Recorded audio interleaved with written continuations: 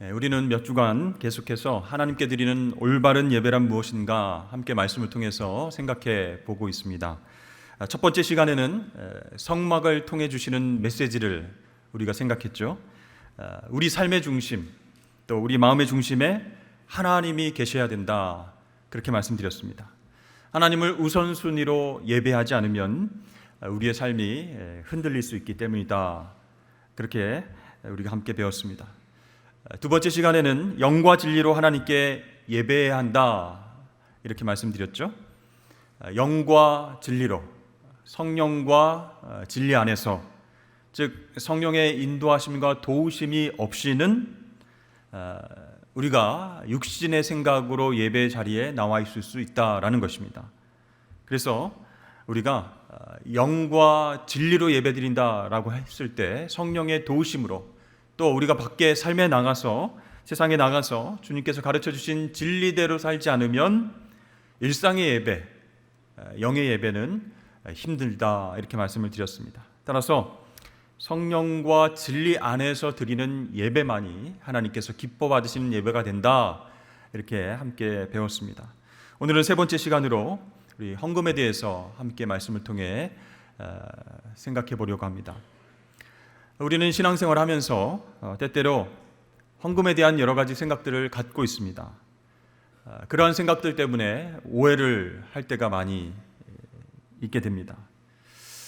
예를 들어서 전능하신 하나님, 만물의 주인이신 하나님, 부족함이 없으신 하나님께 왜 우리가 헌금을 드려야 하는가, 그런 생각이 들죠. 나는 넉넉하지도 못한데 내 물질을 꼭 드려야 하는가, 헌금이 필요한가, 이런 생각이 들 때도 있습니다.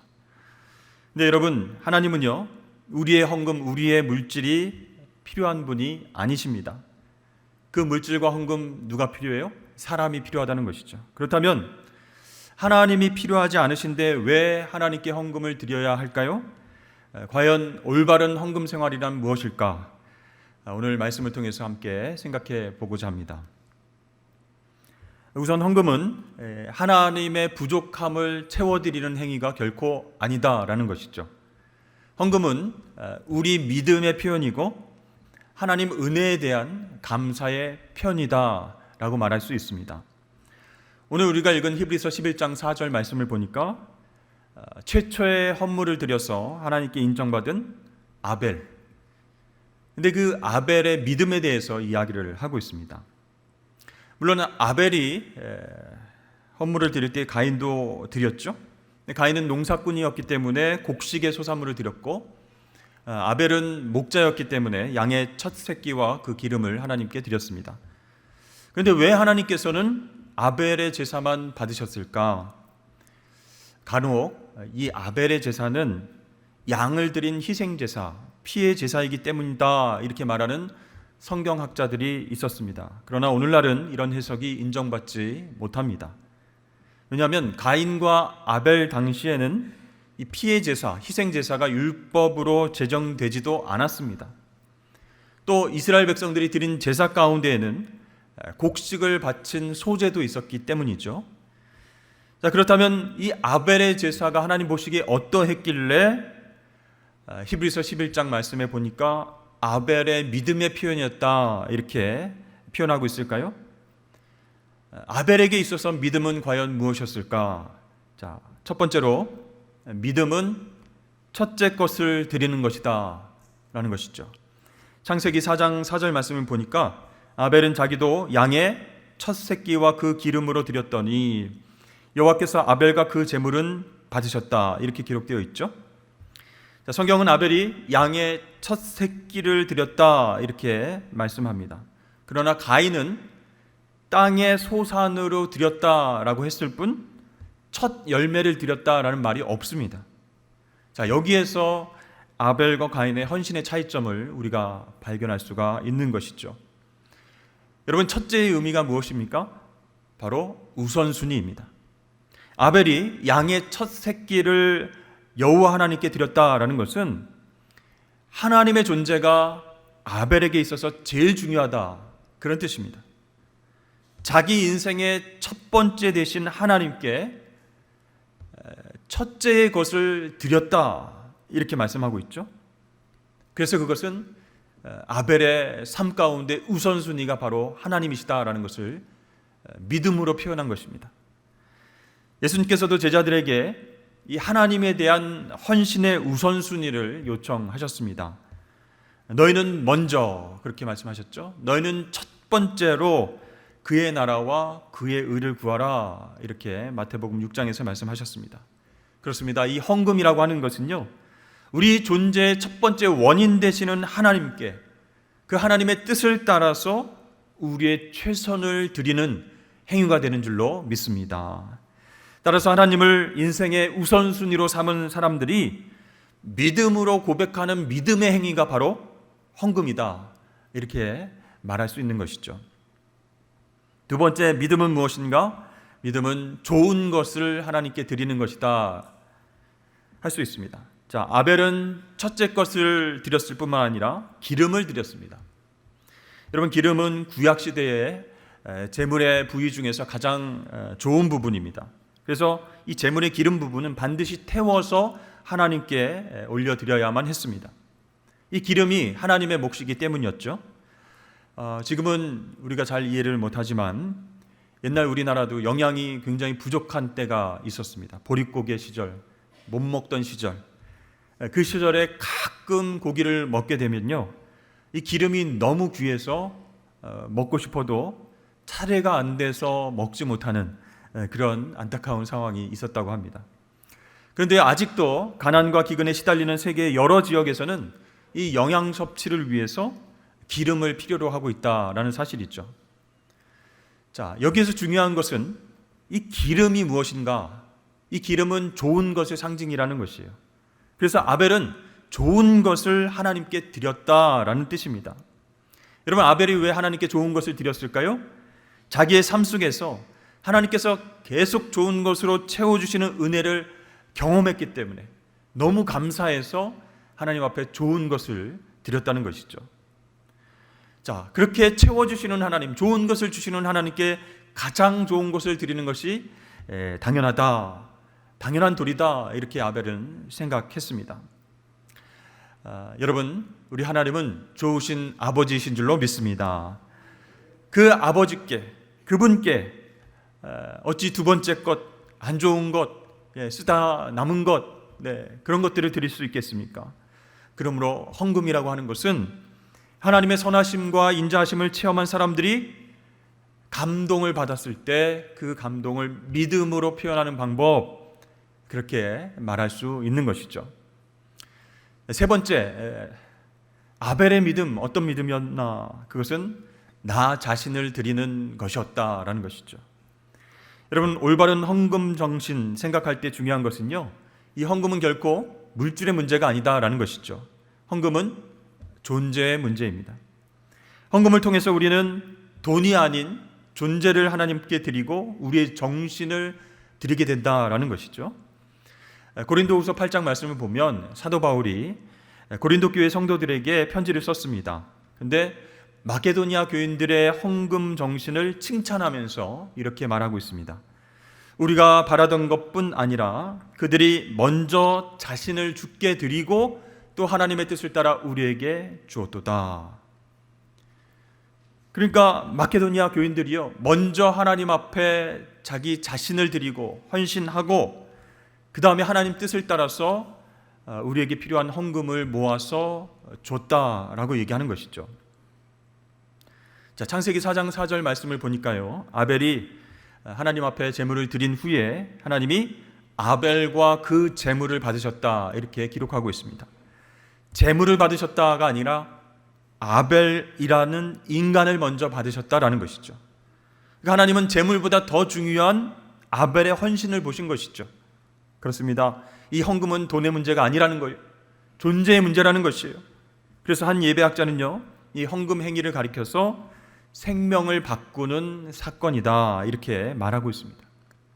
우리를 위해서 자신의 목숨을 십자가에 바치신 그 주님께 우리 자신을 바치는 상징적인 사건이 바로 헌금 행위다, 그런 뜻이죠. 미국의 한 흑인교회 목사님이 설교 중에 이렇게 말했습니다. 여러분, 오늘의 교회는 주저앉아 있습니다. 이제 교회는 일어나 걸어야 합니다. 그랬더니 회중들이 큰 소리로 아멘 하면서 맞습니다. 일어나 걸어가야 합니다. 그랬어요. 그때 목사님이 걷는 것으로는 충분하지 않습니다. 오늘날 복음화의 과제는 굉장히 중요합니다. 우리 교회는 달려가야 됩니다. 했더니 성도들이 아멘 맞습니다. 달려나가야 됩니다. 목사님 또 강조합니다. 세상은 너무나 넓습니다. 열방중에 복음을 선포하기 위해서 교회는 날아갈 필요가 있습니다. 그랬더니 성도들이 아멘 맞습니다. 우리 교회는 날아가야 됩니다. 날아갑시다. 목사님이 마지막으로 여러분 이런 선교 과제를 달성하기 위해서는 물질이 필요합니다. 우리 모두 구체적으로 헌금하면서 헌신합시다. 그랬더니 조용해지는 거예요. 어색한 침묵이 흘렀습니다. 그 중에 한 성도가 용기 있게 이렇게 외쳤습니다. 우리 교회로 하여금 그냥 다시 걷게 합시다. 혹시 우리의 모습도 신앙 고백 따로 헌신 따로는 아닌지 모르겠습니다. 유명한 선교사 스터드는 이렇게 말했습니다. 주님께서 십자가에서 자신의 생명을 들여 주신 것이 참으로 사실이라면 우리는 어떤 희생도 결코 지나친 것일 수 없다. 여러분, 하나님은 우리의 재물과 물질이 필요한 분이 아니십니다. 그래서 헌금은 우리 믿음의 표현이고 하나님 은혜에 대한 감사의 응답인 것을 꼭 기억하실 수 있기를 바랍니다. 그 믿음이 어떤 믿음이에요? 첫 번째 것을 드리는 것이고 또 가장 좋은 것을 드리는 것이고 또 나 자신을 드리는 것, 그것이 바로 헌금의 정신이다라고 말할 수 있습니다. 우리 한국교회는 여러 가지 헌금의 종류가 있습니다. 근데 어떤 분들은 이 헌금 중에서 11조에 대해서 좀 부정적인 생각을 갖고 계신 분들이 있어요. 11조는 율법 아니겠습니까? 그런데 예수님께서 오셔서 율법을 완성하셨기 때문에 더 이상 11조를 드릴 필요가 없다, 그렇게 저는 생각합니다. 이렇게 이야기하시는 분들도 있습니다. 그러나 여러분, 하나님께서 이 11조를 율법으로 제정하시기 전부터 11조가 존재했다라는 사실 여러분 아십니까? 성경에 나오는 11조에 관련된 말씀들을 살펴보면 이렇습니다. 처음에 창세기 14장에 아브라함이 가나안 연합군과 싸워서 조카 롯을 구출하는 내용이 나오죠. 롯을 구출하고 돌아오는 길에 아브라함은 살렘 왕 멜기세덱을 만나게 됩니다. 그가 아브라함에게 이렇게 말합니다. 너희 대적을 내 손에 붙이신 지극히 높으신 하나님을 찬송할지로다 하매 아브라함이 그 얻은 것에서 10분의 1을 멜기세덱에게 주었더라. 이 아브라함이요, 전쟁에서 이기고 와서 전리품의 10분의 1을 멜기세덱 왕에게 주었다. 이것이 성경에 나온 11조의 첫 번째 기록입니다. 자, 이 멜기세덱에게 준 전리품의 10분의 1은요, 이 전쟁의 승리가 하나님의 도우심 때문임을 깨달은 아브라함이 하나님께 드렸던 신앙 고백이었던 것이죠. 그 다음 베델에서 하나님을 만난 야곱은 어떻습니까? 만약 내가 살아서 다시 고향으로 돌아온다면, 베델로 돌아오게 된다면 하나님께 11조를 바치겠습니다. 이렇게 창세기 28장에서 약속합니다. 이 야곱의 11조 역시 만약 내가 안전하게 귀향한다면 그것은 자신의 능력이 아니라 하나님의 보호하심 때문입니다. 이렇게 고백하고 있습니다. 즉 나의 삶과 나의 재산은 내 능력과 내 노력의 결과물이 아닙니다. 하나님께서 나의 삶과 내 재물의 주인이십니다. 그런 고백이에요. 자, 이처럼 신앙 고백이었던 11조를 율법으로 선포한 사람이 바로 모세입니다. 레위기 27장 말씀에 보니까 그리고 그 땅의 10분의 1 곧 그 땅의 곡식이나 나무의 열매는 그 10분의 1은 여호와의 것이니 여호와의 성물이라. 자, 이 율법에 따르면 11조는 여호와의 것이다 이렇게 말씀했는데 하나님은 11조가 필요 없으신 분이라고 말씀드렸잖아요. 그러면 실제적으로 이 11조가 어디에 쓰이는가, 누구를 위해서 사용됐는가, 그것이 중요하다는 것이죠. 이 11조는요, 먼저 제사장과 레위인들, 제사를 준비하는데 그렇게 쓰였다라는 것이죠. 민수기 18장 말씀을 보니까 하나님의 일을 하는데 헌신한 사람들을 위해서 이 11조가 사용됐다라는 것이죠. 그 당시 레위 자손들은 땅을 분배받지 못했습니다. 그래서 하나님께 제사를 드리고 성막에서 일하는 그 제사장들과 레위인들을 위해서, 그들의 삶을 위해서 11조가 쓰이게 되었습니다. 또한 돌봄이 필요한 소외된 이웃을 위해서 쓰였다, 이렇게 나와 있습니다. 또 신명기 14장 말씀에 보니까 내 곡식과 포도주와 기름의 11조를 이웃들과 함께 먹고 나눠 먹으면서 기뻐하면서 내 하나님 여호와 경외하기를 항상 배우라, 이렇게 하나님 명령하셨어요.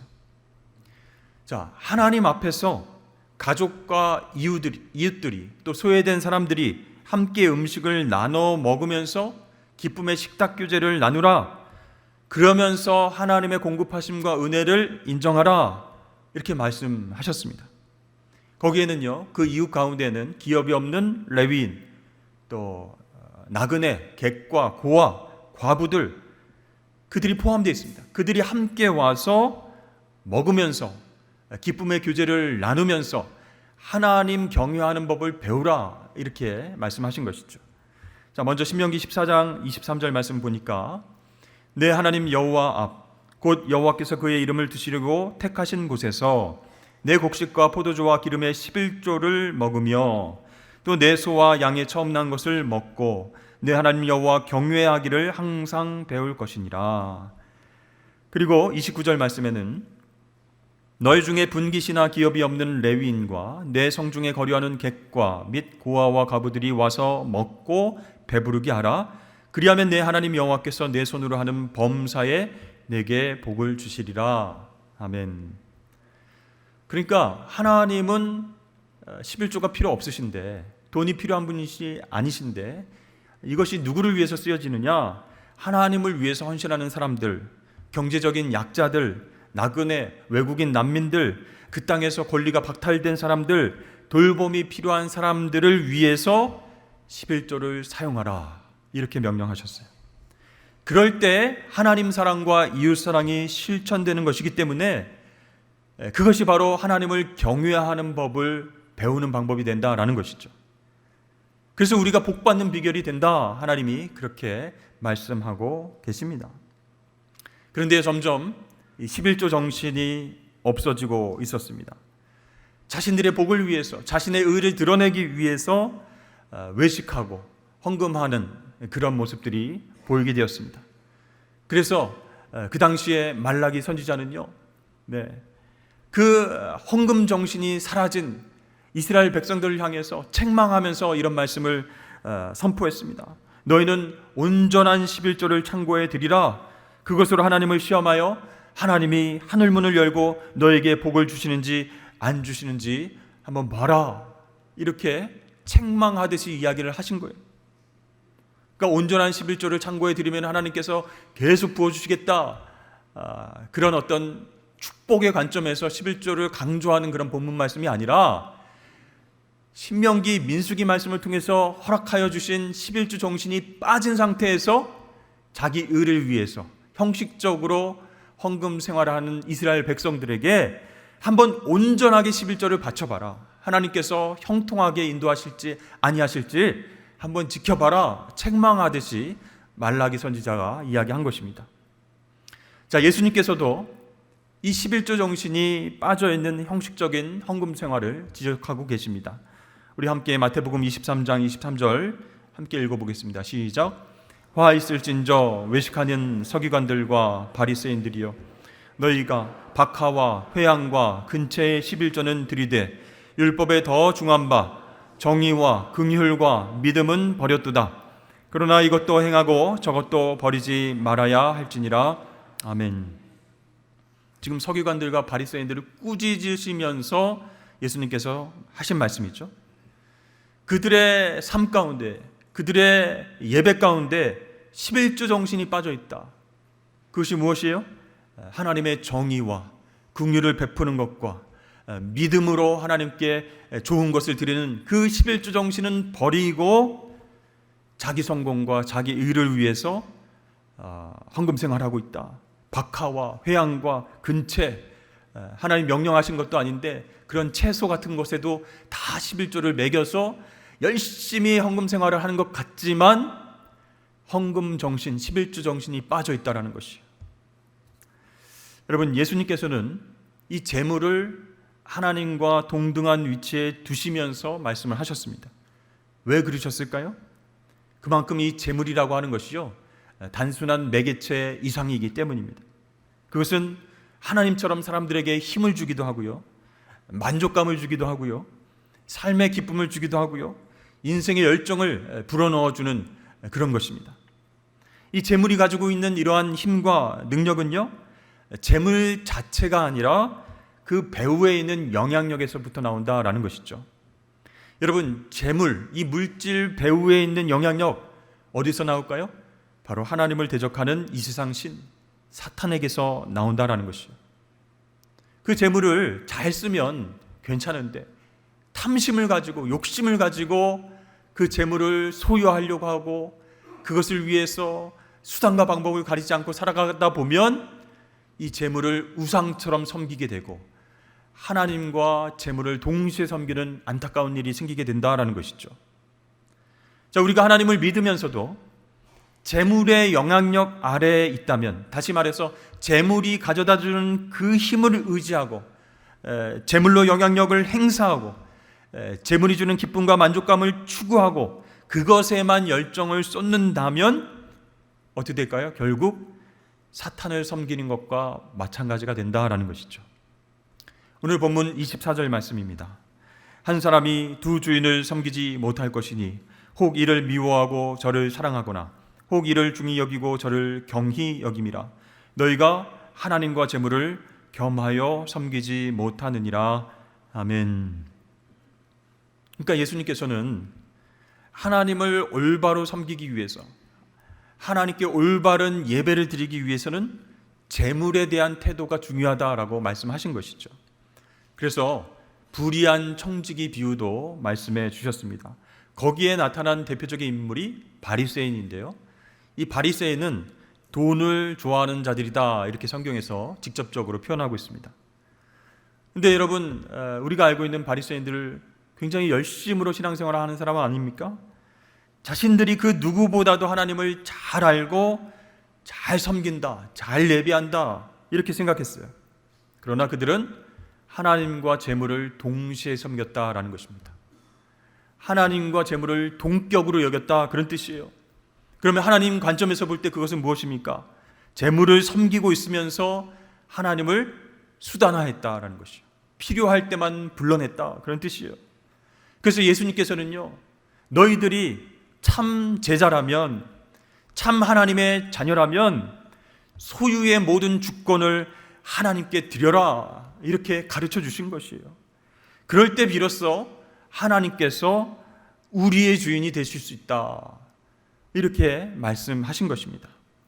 여러분, 이 물질에 대해서, 재물에 대해서 선한 청지기의 삶을 살지 않고서는 하나님을 올바로 알 수도 없고 하나님을 올바로 예배할 수도 없다라는 것입니다. 하나님 물질과 재물을 잠시 나에게 맡겨주셔서 선한 청지기처럼 잘 관리했다가 하나님 영광을 위해서 쓰다가 그렇게 하나님께서 주신 것에 감사하는 그런 삶을 사는 것, 하나님께서 그 헌금 정신이 들어있는 삶을 기뻐 받으신다라는 것이죠. 그렇습니다. 존 웨슬리 목사님의 말처럼 우리의 지갑이 거듭나야, 우리의 지갑이 회개해야 우리가 진정으로 거듭날 수 있다, 그게 일리가 있다라는 생각이 드는 것이죠. 예수님은 씨 뿌리는 그 땅의 비유를 통해서 가시떨기 땅을 말씀하셨어요. 씨를 뿌렸는데 가시떨기가 계속 씨가 자라나는 것을 막고 있다는 것이죠. 그 가시떨기 땅은 무엇을 상징하고 있습니까? 세상의 염려와 재물의 유혹이다, 이렇게 예수님께서 말씀하셨어요. 그러니까 그 사람들은 말씀을 기쁘게 들어요. 예수님 시대처럼 나름대로 은혜도 받고 주님이 가는 곳이라면 어디든지 따라갑니다. 그러나 그들은 결국 재물의 유혹과 탐심 때문에 열매를 맺지 못하는 삶을 살게 된다라는 것이죠. 여러분, 이렇게 재물에 대한 욕심, 탐심은 영적인 눈을 어둡게 만들어 버립니다. 그래서 예수님은 오늘 본문에서 하늘의 보화를 쌓아두라, 내 보물이 있는 곳에 내 마음도 있느니라, 이렇게 말씀하시다가 갑자기 눈에 대해서 말씀을 하십니다. 마태복음 6장 22절 23절 말씀에 보니까 눈은 몸의 등불이니 그러므로 내 눈이 성하면 온몸이 밝을 것이요 눈이 나쁘면 온몸이 어두울 것이니 그러므로 내게 있는 빛이 어두우면 그 어둠이 얼마나 더하겠느냐. 자, 보물을 땅이 아니라 하늘에 쌓아두라, 이렇게 말씀하시다가 왜 눈에 대해서 예수님께서 말씀하셨을까요? 재물에 대한 욕심, 탐심은 우리의 영적인 눈을 어둡게 해서 우리를 어두운 삶 가운데 처하게 만들기 때문입니다. 영적 어두움에 처하면요, 하나님과 친밀한 교제를 나눌 수 없습니다. 교제할 수 없습니다. 대화할 수 없습니다. 그러면 하나님 뜻과 행하심을 전혀 볼 수가 없게 되는 것이죠. 그러면 방향 감각을 잃어버려서 인생에서 정말 소중한 것이 무엇인지, 무엇이 옳은 것인지 결정을 내리지 못하고 흔들릴 수 있다라는 것이죠. 흔히 눈동자라고 하는 이 동공이라고 하는 것은요, 이 사람의 마음을 그대로 표현하는 거울이라고 할 수 있습니다. 그래서 이 사람이 거짓말을 하는가, 진짜를 말하는가, 그것을 알아보려고 할 때 이 동공의 크기를 관찰을 한다고 하죠. 아무리 마음을 감춘다고 해도 동공을 잘 살펴보면 그 본심을 알 수 있게 됩니다. 예를 들어서 즐겁고 기쁠 때는 이 눈동자가 확장이 됩니다. 그리고 눈동자가 뚜렷해지면서 눈의 긴장이 풀어지게 되는 것이죠. 반면에 불쾌하거나 힘들거나 두렵거나 어려운 일에 직면하면 눈동자가 작아지는 거예요. 동공이 작아지고 흐려지면서 힘이 딱 들어가게 됩니다. 자, 여러분들의 눈은 재물에 대해서, 돈에 대해서 어떻게 반응하고 있습니까? 갑자기 눈동자가 확장되면서 뚜렷해집니까? 아니면 다른 반응이 나타나게 됩니까? 여러분, 예수님께서는 영혼의 창인 눈이 성해야 온몸이 밝게 된다 말씀하셨어요. 그러니까 몸을 씻는 것도 중요하고 새 옷으로 치장하는 것도 중요하고 깨끗이 하나님 앞에 나와서 예배하는 것 중요하지만 가장 중요한 것은 참회의 눈물로 맑은 눈과 양심을 유지하는 것, 그것이 정말 중요하다라고 주님께서 말씀하신 것이에요. 하나님의 영광을 바라보면서 혼탁해진 영혼의 눈을 씻는 일, 그것이 하나님을 예배하는 데 있어서 정말로 중요한 요소이다 말씀합니다. 그래야 하나님과 재물을 겸하여서 섬기지 않게 된다, 주님께서 말씀하고 계십니다. 사랑하는 성도 여러분, 이 땅에 사는 동안 탐심을 내려놓고 보화를 하늘에 쌓아두는 저와 여러분 되시길 주의 이름 축복합니다.